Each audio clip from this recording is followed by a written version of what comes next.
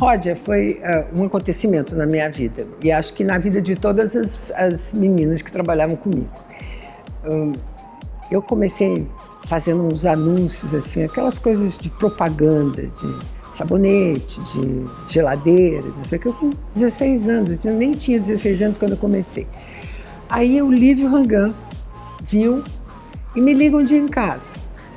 E aí minha mãe falou, ligou aí uma pessoa dizendo que é da Ródia, queria falar com você. Bom, eu falei, para de brincadeira, porque era o sonho de qualquer pessoa, era fazer parte desse time da Ródia, que era assim, como se fosse assim, uma estrela de cinema da época. Aí com o Lívio começou a experiência da minha vida, porque ele era um homem fascinante, mas fascinante, assim, eu me apaixonei por ele, assim, acho que na primeira semana que eu convivi com ele.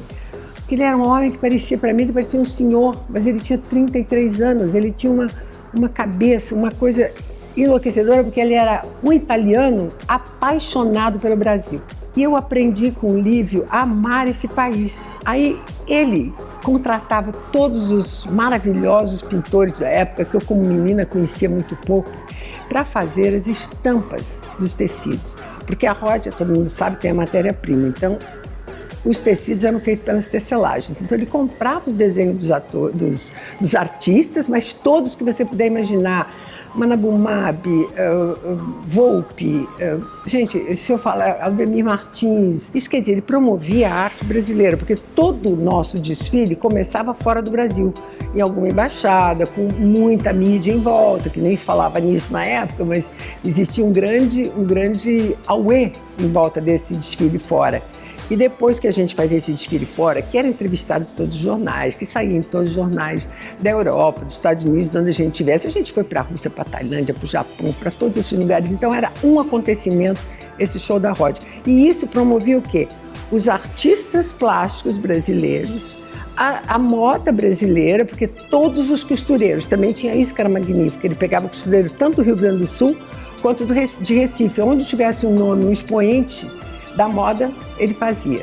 E aqui, claro, tinha o Dera, Clodovil, essa gente toda que a gente conhece. Aí depois que a gente voltava dessas viagens, aí começava a Grande Fenite, que era um acontecimento na cidade. É o seguinte, aí ele pegava os cantores, os artistas da época. Então, eu trabalhei desde Elis Regina, para Caetano Veloso, Gal Costa, fala quem você quiser, Tim Maia, Jorge Ben, Rita Lee, os Mutantes, fala, quem vocês quiserem, a gente trabalhou. Outra coisa, os shows não eram shows como eram na época, que era manequim, não, ele botou a gente desfilando, cantando, teve um circo que a gente fazia acrobacia, e todas nós acabávamos tendo aula de dança, aula de canto, aula de balé, tudo para poder fazer essas coisas, essas coreografias. Leni Day fazia as coreografias, imagina. Tinha todos os expoentes da época. Então o Lívio, ele fazia tudo para mostrar o melhor do Brasil. Mas a coisa ruim disso tudo, que era ruim porque assim, eu me lembro quando eu comecei a fazer os desfiles e a viajar, era uma profissão ainda muito iniciante. E as pessoas achavam que era tudo meio, sabe, artista, que também tinha outra conotação na época. Então eu tinha muitas amigas que as mães proibiram de andar. Bom, os horários, você não tinha horário, e o Lívio não tinha mesmo.